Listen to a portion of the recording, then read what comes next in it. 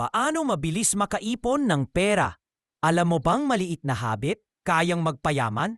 Hindi mo kailangang magtrabaho sobra para mag-ipon. Kailangan lang ng tamang disiplina at simpleng plano. Kahit maliit kita, posible pa ring mag-ipon. Mag-subscribe at i-follow para matutunan ang sikreto. Tip 1. 30 Days Ruling. Bago bumili, maghintay muna ng 30 araw. Nakakatulong ito upang maiwasan ang impulsive buying. Halimbawa, gusto mong bumili ng bagong cellphone ngayon, maghintay muna. Tingnan kung kailangan talaga ang ito. Madalas nawawala ang urge matapos ang ilang linggo. Mas makakatipid ka at lalaki pa ang ipon. Tip 2. Kumain bago pumunta sa grocery o shopping. Kapag busog ka, mas kakaunti ang bibilhin mo. Maiiwasan mo mag-overspend sa pagkain na hindi kailangan.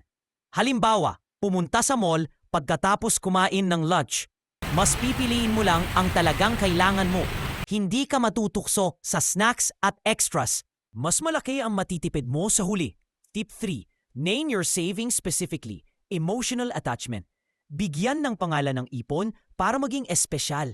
Halimbawa, Japan Travel Fund imbes na savings account. Kapag may pangalan, mas motivated kang mag-ipon.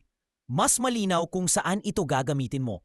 Hindi mo basta gagastusin ang nakalaang pera. Emotional connection magtutulak para magpatuloy mag-ipon. Tip 4. Save before spending money. First, 10%.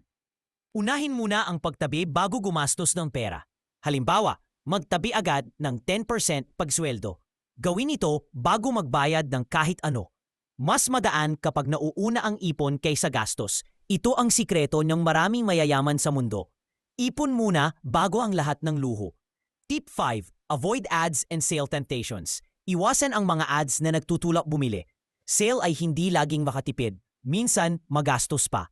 Halimbawa, bibili lang dahil may 50% off sign. Kung hindi kailangan, wala ka pa ring tipid. Ads ay ginagawa para mag-trigger ng impulsive buying.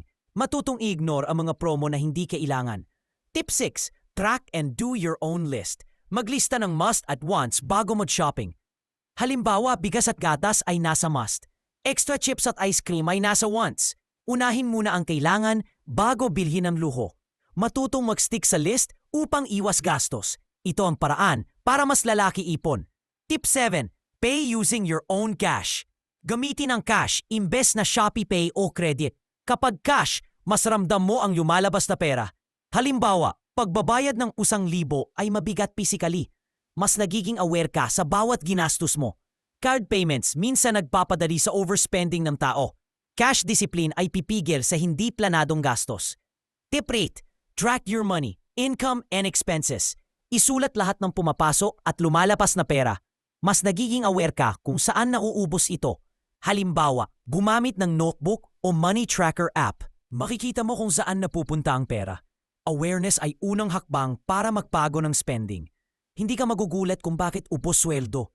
Tip 9. Budget for luho. Maglaan ng maliit na porsyento para sa luho. Halimbawa, 5% para sa milk tea o movie. Kapag may budget, hindi ka mag-overspend sa kasayahan. Mas guilt-free ang paggastos para sa sariling reward. Disiplina pa rin kahit may budget sa luho. Balanse ay susi upang hindi sumuko sa ipon. Tip 10.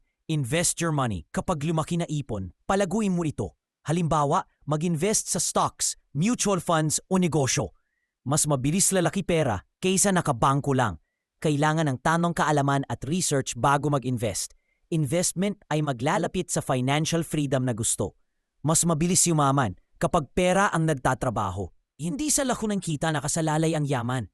Nasa disiplina at strategy ang sikreto ng ipon. Simulan mo ngayon, kahit piso lang kada araw. Bawat hakbang ay papalapit sa kalayaan sa pera.